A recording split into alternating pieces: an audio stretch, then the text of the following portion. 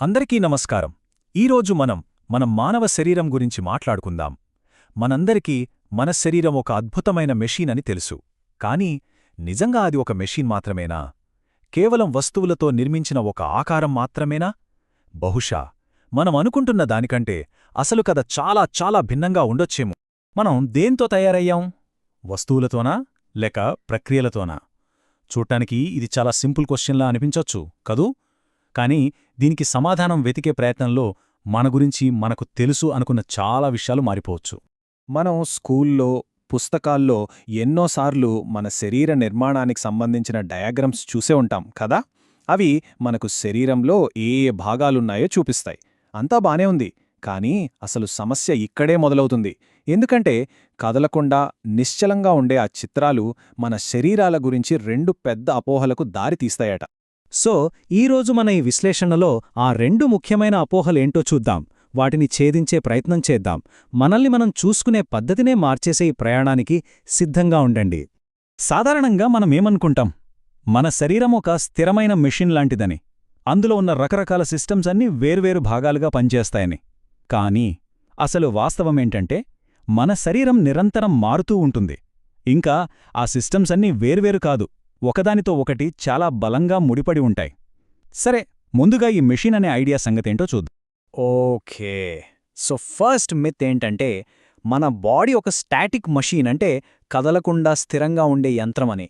ఇది ఎంతవరకు నిజం కాదో అర్థం చేసుకోవడానికి మన శరీరానికి ఫ్రేమ్వర్క్ లాంటి అస్థిపంజర వ్యవస్థతోనే మొదలుపెడదాం. ఇక్కడ చూడండి, ఒక ఎముక ప్రయాణం ఎలా ఉంటుందో. పుట్టినప్పుడు మన అస్థిపంజరంలో చాలా భాగం గట్టి ఎముక కాదు, మెత్తటి మృదుల అస్థి అంటే కార్టిలేజ్తో ఉంటుంది. వయసు పెరిగే కొద్దీ ఆ కార్టిలేజ్ నెమ్మదిగా గట్టి ఎముకగా మారుతుంది. పెద్దయాక పెరుగుదల ఆగిపోయినా లోపల మార్పు అనేది మాత్రం ఎప్పుడూ ఆగదు. అంటే మన అస్థిపంజరం అనేది ఒకేలా ఉండే స్ట్రక్చర్ కాదు, అదొక నెవర్ ఎండింగ్ కన్స్ట్రక్షన్ ప్రాజెక్ట్ లాంటిది. అంటే ఆలోచించండి, మన అస్థిపంజరాన్ని తయారుచేసే మెటీరియలే కాలంతో పాటు మారిపోతోందన్నమాట.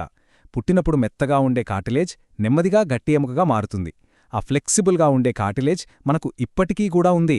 మన ముక్కు కొనలో ఇంకా మన పక్కటెముకలను కలిపే దగ్గర అదే ఉంటుంది. ఇప్పుడు ఇంకా ఇంట్రెస్టింగ్ విషయం చూద్దాం. ఎముక అంటే ఏదో గట్టిగా నిర్జీవంగా ఉండే ఒక ఫ్రేమ్ అని అనుకుంటాం. కానీ అది అస్సలు నిజం కాదు. ఇదిగో చూడండి, ఎముక లోపల అదొక సజీవమైన, ఎప్పుడూ బిజీగా ఉండే ఫ్యాక్టరీ. దాని లోపల ఎర్ర మజ్జ ఉంటుంది. ఇది ప్రతి సెకండుకు కొన్ని లక్షల కొత్త రక్త కణాలను తయారుచేస్తుంది. అంటే మన ఎముకలు ఎప్పుడూ విశ్రాంతి తీసుకోవు, అవి నిరంతరం పని చేస్తూనే ఉంటాయి. ఓకే, సో మన శరీర భాగాలు స్థిరంగా ఉండవని అర్థమైంది కదా. మరి ఇప్పుడు రెండో అపోహ సంగతి చూద్దాం. అదేంటంటే మన బాడీలో ఉండే సిస్టమ్స్ అన్నీ వేటికవే సపరేట్గా పనిచేస్తాయనే ఒక ఆలోచన. ఫస్ట్ మళ్ళీ అస్థిపంజర వ్యవస్థనే తీసుకుందాం. పుస్తకాల్లో ఎలా చూపిస్తారు?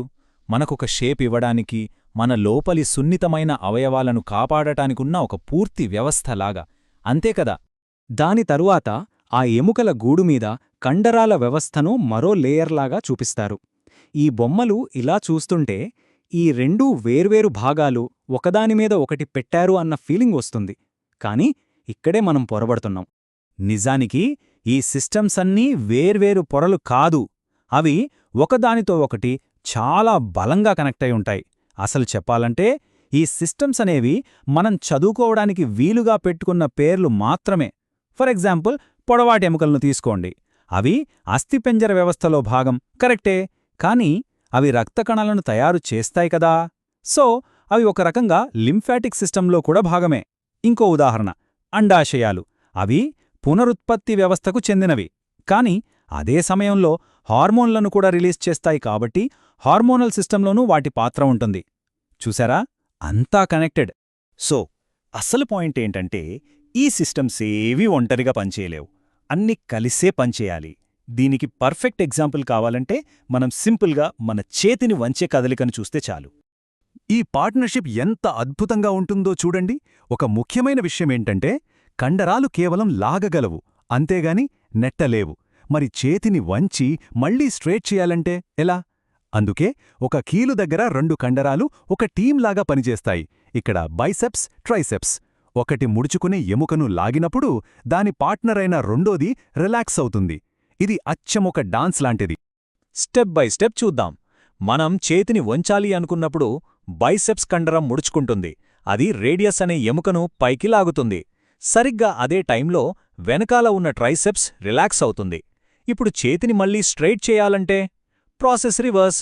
ట్రైసెప్స్ ముడుచుకుంటుంది, బైసెప్స్ రిలాక్స్ అవుతుంది. చూశారా? ఒకటి లేకుండా ఇంకొకటి పనిచేయదు. Perfect team work. సరే, ఈ కండరాలను ఎముకలను కలిపి ఉంచేవి ఏవి? ఇక్కడే టెండెన్స్, లిగమెంట్స్ వస్తాయి. సింపుల్గా చెప్పాలంటే టెండెన్స్ అనేవి కండరాలను ఎముకలకు అంటిస్తాయి. ఇక లిగమెంట్స్ ఏమో ఒక ఎముకను మరో ఎముకతో కలిపి కీళ్లను స్థిరంగా ఉంచుతాయి. ఈ టీంవర్క్ అనేది కేవలం మన చేతులు, కాళ్లలోనే కాదు, మన శరీరంలో 3 రకాల కండరాలుంటాయి. మనం కావాలని కదిలించే బైసెప్స్ లాంటి స్కెలెటల్ మజిల్స్, మన కంట్రోల్ లేకుండా పనిచేసే పొట్ట, రక్తనాళాల్లో ఉండే స్మూత్ మజిల్స్, ఇంకా మన గుండెలో ఉండే కార్డియాక్ మజిల్. ఈ అన్ని చోట్ల ఈ సమన్వయం అనేది కనిపిస్తుంది. కొన్ని మన కంట్రోల్లో ఉంటాయి, కొన్ని ఉండవు, అంతే తేడా.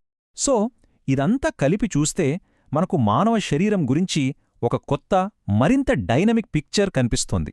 మనం కేవలం విడివిడి భాగాల సమాహారం కాదు, మనం జీవ ప్రక్రియలం. ఈ మొత్తం చర్చ యొక్క సారాంశాన్ని ఒక్క వాక్యంలో చెప్పాలంటే, వాస్తవానికి మనం వస్తువులతో కాదు, ప్రక్రియలతో తయారయ్యాం. ఇది చాలా శక్తివంతమైన స్టేట్మెంట్. ఫైనల్గా మనం అర్థం చేసుకోవాల్సిందేంటంటే, మన శరీరాలు నిరంతరం బ్రేక్ అవుతూ మళ్లీ కొత్తగా నిర్మించబడుతూ ఉంటాయి. మనలోని ప్రతిదీ ఇంకొకటిగా మారే ప్రాసెస్లో ఉంది. అంటే మన శరీరం ఒక స్థిరమైన వస్తువు కాదు, అదొక నిరంతర ప్రవాహం లాంటిది. మరి ఈ విశ్లేషణను ఒక ఆలోచింపజేసే ప్రశ్నతో ముగిద్దాం. మన శరీరాలు క్షణక్షణం ఇలా మారుతూ ఉంటే, మనలోని అణువులు కూడా స్థిరంగా ఉండకపోతే, మరి నేను లేదా మనమని చెప్పుకునే ఈ అస్తిత్వానికి అసలు అర్థమేంటి? ఆలోచించండి.